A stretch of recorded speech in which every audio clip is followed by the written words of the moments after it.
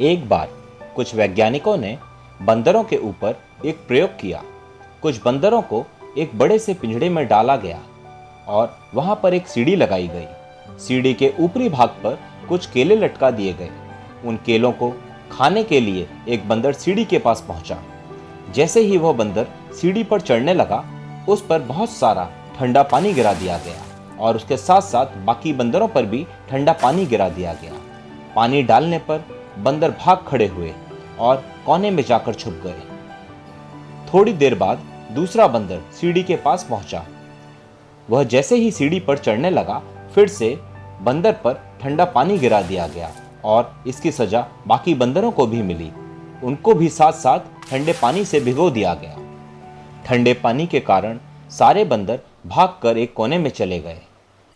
यह प्रक्रिया चलती रही और जैसे ही कोई बंदर सीढ़ी पर केले खाने के लिए चढ़ता, उसको और उसके साथियों को भिगा दिया जाता।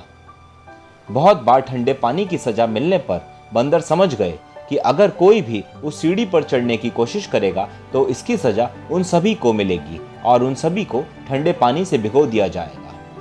अब जैसे ही कोई बंदर सीढ़ी के पास जाने की कोशिश करता तो बाकी सारे बंदर उसकी पिटाई कर देते और उसे सीढ़ी के पास जाने से रोक देते। थोड़ी देर बाद उस बड़े पिंजड़े में से एक बंदर को निकाल दिया गया और उसकी जगह एक नए बंदर को डाला गया। नए बंदर की नज़र केलों पर पड़ी। नया बंदर वहाँ की परिस्थितियों के बारे में नहीं जानता था, इसीलिए वह केलों को खाने के लिए सीढ़ी की तरफ भागा। जैसे ही वह बंदर सीढ़ी की तरफ भागा, बाकी सारे बंदरों ने उसकी पिटाई लगा दी। नया बंदर समझ नहीं पाया कि उसकी पिटाई क्यों लगी, लेकिन जोरदार पिटाई के डर से उसने केले का विचार अपने दिमाग से निकाल दिया। अब फिर एक पुराने बंदर को उस पिंजड़े से निकाला गया और उसकी जगह पर एक नए बंदर को पिंजड़े में डाला गया। नया बंदर बेचारा वहाँ की परिस्थिति से वाकिफ नहीं था, इसीलिए उसने केलों की तरफ बढ़ने की कोशिश की, लेकिन बाकी सारे बंदरों ने उसकी पिटाई कर दी। पिटाई करने वालों में पिछली बार आया नया बंदर भी शामिल था, जबकि उसे यह मालूम भी नहीं था कि पिटाई क्यों हो रही है। यह प्रक्रिया चलती रही और एक एक करके पुराने बंदरों की जगह नए बंदरों को पिंजड़े में डाला गया। जैसे ही कोई नया बंदर पिंजड़े में आता और केले खाने की कोशिश करता, बाकी सभी बंदर मिलकर उसकी पिटाई कर दिया करते। अब पिंजड़े में सारे नए बंदर थे जिनके ऊपर एक बार भी ठंडा पानी नहीं डाला गया था। उनमें से किसी को यह नहीं पता था कि केले खाने के लिए सीढ़ी के पास जाने वाले की पिटाई क्यों होती है, लेकिन उन सब की एक एक बार पिटाई हो चुकी थी। अब एक और बंदर को पिंजड़े में डाला गया और आश्चर्य की बात यह है कि फिर वही हुआ। सारे बंदरों ने उस नए बंदर को सीढ़ी के पास जाने से रोक दिया और उसकी पिटाई कर दी, जबकि पिटाई करने वाले किसी भी बंदर को कुछ नहीं पता था कि हम पिटाई क्यों कर रहे हैं। दोस्तों, हमारे जीवन में भी कुछ ऐसा ही होता है।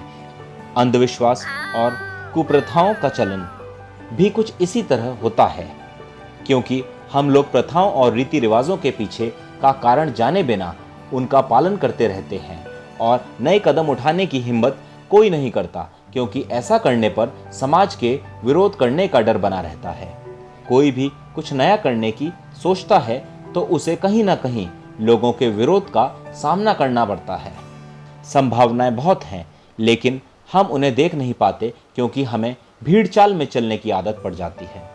ये हमारी मानसिकता ही है जो हमें पीछे ढकेल रही है। हम चाहें तो बंदर की तरह लोगों की देखा देखी कर सकते हैं या फिर खुद की स्वतंत्र सोच के बल पर सफलता की सीढ़ियां चढ़ सकते हैं। धन्यवाद।